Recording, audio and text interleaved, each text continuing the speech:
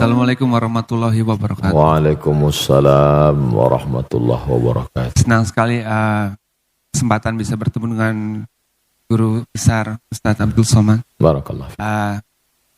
Saya baru saja menikah. Saya berharap bisa mendapatkan nasihat sedikit mengenai pernikahan, baik yang baru menikah maupun teman-teman yang sudah lama menikah. Sedikit nasihat mungkin Ustadz. Terima kasih.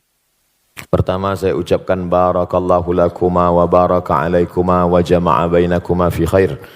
Barakallahu lakuma, berikan berkah kepada mereka berdua ya Allah. Wa baraka alaikuma, berikan berkah dalam mengharungi kehidupan senang dan susah, lapang dan sempit. Wa jama'a bainakuma fi khair, disatukan dalam kebaikan. Hadis sunnah Nabi Muhammad sallallahu alaihi wasallam. Pertama, mesti difahami bahwa karena jodohlah engkau bertemu, bukan karena bertemu lalu berubah menjadi jodoh. Karena bertemu lalu berjodoh atau karena ada jodoh maka bertemu? Karena ada jodoh maka bertemu. Berapa banyak orang yang bertemu tapi tak berjodoh? Berapa banyak orang yang berjodoh baru sekali bertemu langsung jadi? Tapi jangan gara-gara ini lalu tidak usaha. Nah, ini yang jomblo-jomblo besok nyantai aja. Nanti nggak ada usaha. Bukan pertemuan yang membuat jodoh, tapi jodohlah yang buat bertemu. Makanya harus ada ikhtiar dan usaha. Ini jodoh saya. Bahwa saya sudah dikasih air hari ini 2 botol, 1 gelas dengan permen. Ini jodoh saya. Rezeki saya ini. Tapi kalau saya tidak berusaha untuk mengambilnya, membukanya, rupanya kosong. Ada yang mulai kayaknya. Harus ada ikhtiar. Allah kasih mata, Allah kasih telinga, Allah kasih tenaga, Allah kasih kudrat kemampuan, Allah kasih iradat kehendak. Maka gunakanlah potensi yang ada. Maka pahamilah wahai saudaraku bahwa kalian dipertemukan oleh Allah Subhanahu wa ta'ala. Ini banyak orang sekarang salah jawab. Mas, iya, itu istrinya? Iya. Ketemu di mana? Salah sambung. Maka sejak hari ini katakanlah, aku tak pernah mencari dia, dia tak pernah mencari aku. Allah yang sudah mempertemukan kami.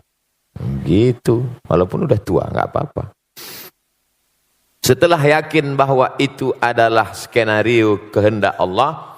Yang kedua, khuliqatil mar'atu min dhila'. Perempuan itu diciptakan dari tulang rusuk yang bengkok. Wajuha a'laha. Tulang rusuk yang paling bengkok, yang paling atas. Tulang rusuk yang paling bengkok, yang paling atas. Idza akhazta aqamtaha kasartaha. Kalau kau paksa harus lurus, dia patah. Perempuan ini tulang rusuk yang bengkok. Kalau kau paksa lurus, patah dia.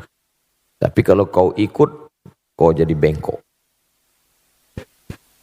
Kan susah itu. Kalau diluruskan, patah dia. Kenapa nggak pakai jilbab? Patah dia. Maka pakai lembut lah, pakai jilbab ya. Tak usahlah saya ajari, paham lagi kalian tuh. Pandai-pandai. Yang ketiga, man tazawwaja faqad istakmala nisfal iman. Siapa yang menikah, dia sudah menyempurnakan setengah iman. Iman itu 100%.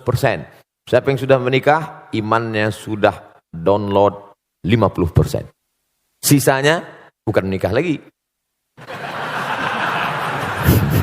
Ini perlu saya luruskan ibu-ibu. Karena banyak sekarang jamaah yang sudah pandai menafsirkan sendiri. Sisanya, falyattaqillaha fin nisfil baqi, takwa kepada Allah. Setakwa-takwanya anak lajang pemuda, jomblo yang belum menikah, imannya baru 50. Sempurnakan dengan menikah. Sebaliknya yang sudah menikah walaupun tidak takwa, sudah 50. Tinggal takwa sedikit aja lagi. Oleh sebab itu maka bersyukur kita, sahabat-sahabat kita. Mudah-mudahan yang belum berjodoh ditemukan Allah jodoh. Yang bilang amin yang belum nikah aja.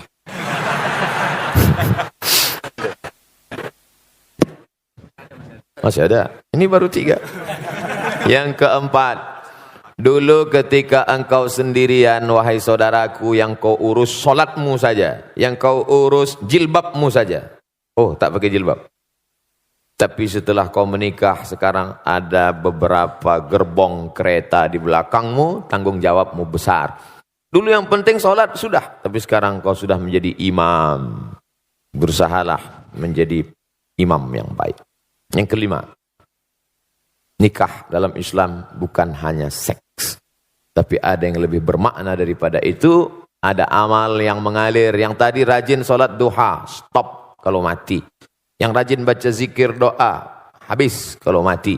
Tapi yang menikah ada amal yang tidak mati. Waladun salihun, anak yang saleh.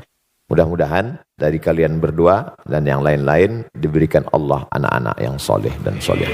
Amin. Ya Rabbal Alamin. Berikutnya pertanyaan, Amar.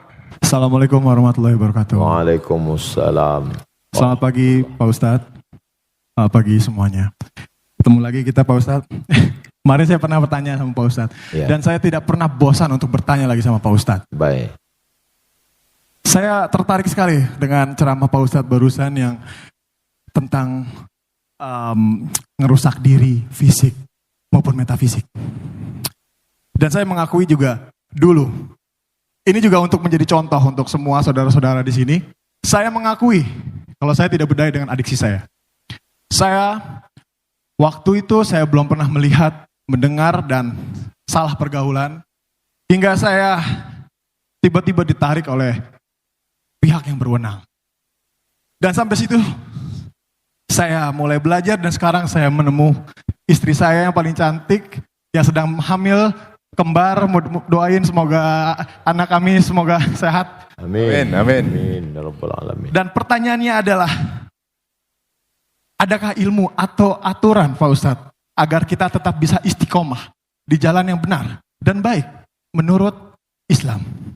Terima kasih. Assalamualaikum warahmatullahi wabarakatuh. Sahabat Nabi SAW yang sudah masuk Islam itu apa yang mereka lakukan? Mereka belajar. La ilaha illallah. Tapi lihat pangkal ayatnya. Bukan ujuk-ujuk langsung la ilaha illallah. Fa'lam annahu la ilaha illallah. Berilmu dulu. Kami belajar melalui medsos. Bagus. Tapi hadir tanya. Jangan baca sendiri, dengar sendiri, pahami sendiri, simpulkan sendiri, nyasar sendiri. Harus berguru. Man la syaikha lahu fasyaitanu syaikhuhu. Siapa yang tidak berguru, setan gurunya. Baca Quran aja bisa salah keliru, apalagi memahami isi Al-Quran. Oleh sebab itu yang pertama, belajar. Yang kedua, komunitas.